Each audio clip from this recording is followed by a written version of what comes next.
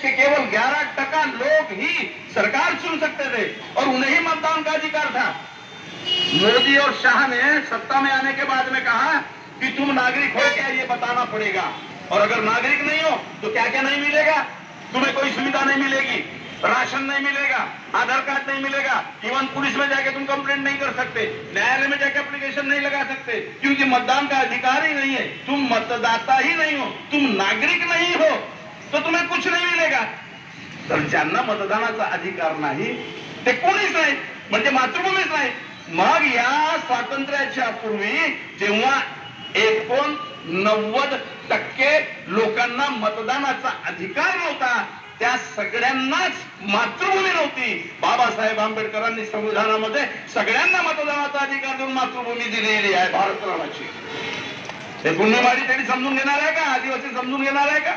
म्हणजे आंबेडकर जयंती असो, पुण्यतिथी असो, आपल्या समाजाच्या अंगावर उड्या मारायच्या, कशाला मारायच्या?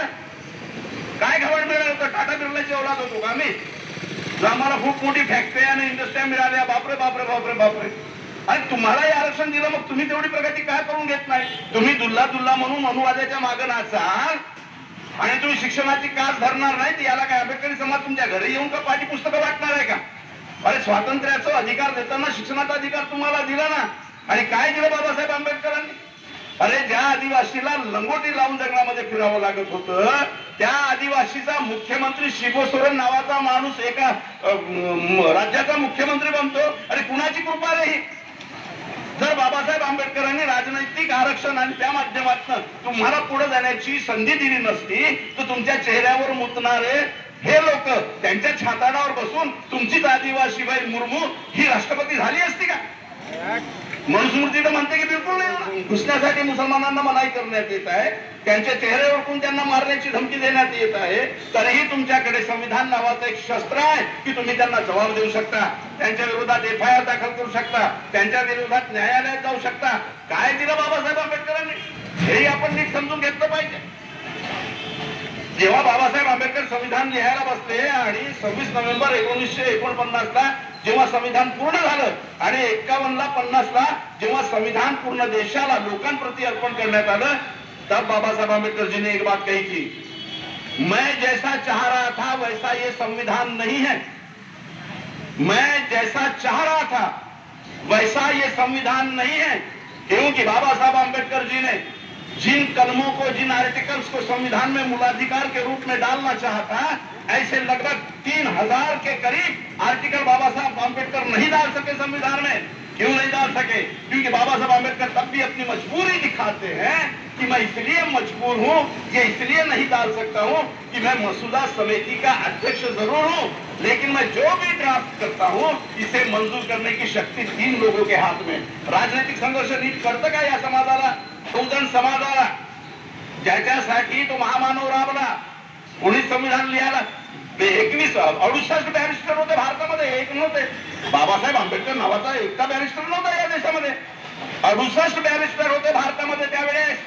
आणि बाबासाहेब आंबेडकरांनी काही जाहिरात देऊन तर सांगितलं नव्हतं काँग्रेसवाल्यांना की मेरे को बना मसूदा समिति का अध्यक्ष। बाबासाहेब आंबेडकर तर म्हणताय, जिस दिन मुझे पता चला कि मुझे मसूदा समिति का अध्यक्ष बनाया है, उस दिन मैं बहुत आश्चर्यचकित रह गया कि मेरी दुश्मनी जिससे है, जो पक्ष ये जाहिर करता है कि बाबा साहब आंबेडकर को संविधान समिति में आने के दरवाजे ही नहीं, खिड़कियां भी खीले ठोककर बंद कर दी है। क्यों बंद किए थे तुमने? बाबा साहब 8वीं पास था, छोटी डिग्री बिठा के राष्ट्रपति या प्रधानमंत्री बना था। क्या थे बाबा साहब? अनपढ़ थे, जाहिल थे, जातिवादी थे, धर्मांध होते। काय होते बाबा साहब आंबेडकर? फिर क्यों तुमने संविधान समिति में आने की दरवाजे और खिड़कियां बंद करने की घोषणा कर दी थी?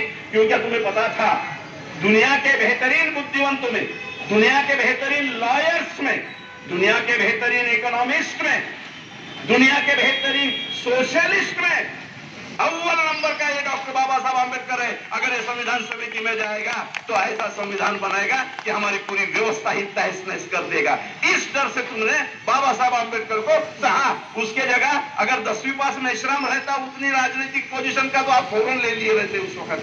उस दिन उस समय में अगर ढोके में अडप रही थी एक बहुत पॉलिटिशियन लेकिन 10वीं पास रही थी, तो यही पंडित जवाहरलाल नेहरू, यही सरदार वल्लभ भाई पटेल, इनको तो घोड़ा गाड़ी में बिठा के ले जाते और बोलते कि माता तू ही संविधान निर्माता है, बंधु अध्यक्ष, क्योंकि क्या लिखवाना है फिर उनके हाथ में रहता था। यहाँ पंचायत ऐसी थी कि बाबा साहब से क्या लिखवाना है ये तो छोड़ो, वही लिखना पड़ेगा जो बाबा साहब कहेंगे।